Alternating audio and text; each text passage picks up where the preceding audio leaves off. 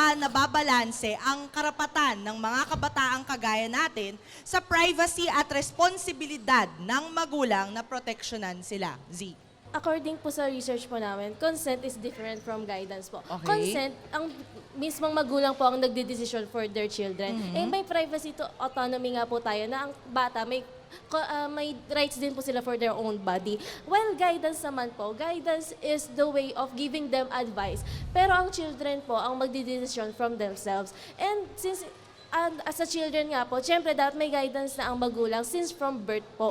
So kung magkakaroon sila ng guidance to their children, syempre meron na pong responsibility yung bata. Kaya nga may parent consents para mag-guidance sila sa kanilang ginagawa. Kasi responsibilidad ng magulang na alagaan yung anak nila. Lalo na medical condition yung ang nangyayari sa bata. At contraceptives ito, may side effects ito. Hindi ito candy na nakikita lang natin sa sari-sari store na pwede natin bilhin agad.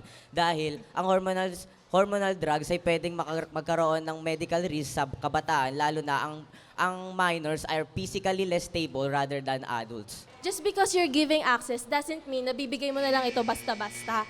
Ibig sabihin ng access is nagbibigay ka lang ng pahintulot na even without their parents or with their parents, they can access those kind of things. And lahat ng mga bagay na yun, kaya nga siya drugs or mga pills, is meron yung consultation before giving them.